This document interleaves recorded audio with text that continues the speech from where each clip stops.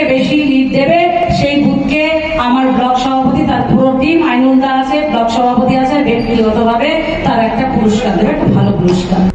ভোটের নির্ঘণ্ট ঘোষণার পরই বিভিন্ন রাজনৈতিক দলের প্রার্থীরা প্রচারে বেরিয়ে ভোট চেয়ে নিচ্ছেন এলাকার মানুষের কাছ থেকে। ঠিক সেই জায়গায় দাঁড়িয়ে জেলা জুড়ে প্রচার সারছেন দার্জিলিং জেলার তৃণমূল প্রার্থী গোপাল লামা। প্রার্থীর হয়ে ভোট প্রচারে গিয়ে সভামঞ্চ থেকে উপহারের কথা ঘোষণা করলেন দার্জিলিং এর তৃণমূল জেলা সভানেত্রী পাপিয়া ঘোষ। এখানেই শেষ নয়, অঞ্চল সভাপতিদের একটি করে রেঞ্জার সাইকেল এবং 4টি অঞ্চলের মধ্য থেকে যে অঞ্চল সব থেকে বেশি ভোটে লিড দেবে সেই অঞ্চলের অঞ্চল সভাপতিকে ব্যক্তিগতভাবে একটি বাইক উপহার দেওয়া হবে।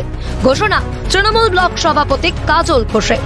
এই অঞ্চলের যেই বুথ প্রেসিডেন্ট সবচেয়ে হাইস্ট ভোট লিড দিবে, আমাদের যে এখানকার যে লোকসভার ক্যান্ডিডেট হচ্ছেন গোপাল লামা সাহেব, তাকে যে হেল্প দিবেন তাকে একটা রেঞ্জার সাইকেল দেওয়া হবে গিফট হিসাবে আমার ব্যক্তিগত উদ্যোগে।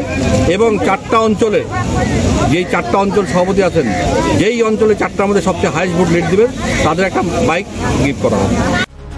সামনেই লোকসভা ভোট, লাগু হয়েছে আদর্শ আচরণবিধি। এই আবহে কি এইভাবে অনুদান বা উপহার দেওয়া যায়? তবে কি দলের প্রতি আনুগত্য প্রকাশের জন্য প্রলুব্ধ করা হচ্ছে?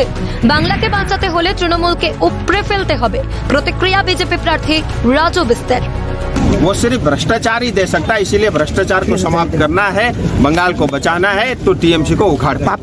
আদর্শ আচরণবিধির কথা মাথায় রেখে প্রশাসনিকভাবে সাহায্য করা হলেও জলপাইগুড়ির দুর্গতদের সাহায্য করতে পারেন না মুখ্যমন্ত্রী। একদিকে এই দাবি তৃণমূল হাইকমান্ডের। দুর্গতদের সাহায্য করা হচ্ছে, কিন্তু সাহায্যটা মুখ্যমন্ত্রী করতে পারে না, তার কারণ হচ্ছে আদর্শ আচরণবিধি চলছে। অন্যদিকে সহকর্মীদের উৎসাহিত করতে দলীয় কর্মীদের এই ঘোষণা। তবে কি দলের কর্মীরাই আদর্শ আচরণবিধি লঙ্ঘন করছেন?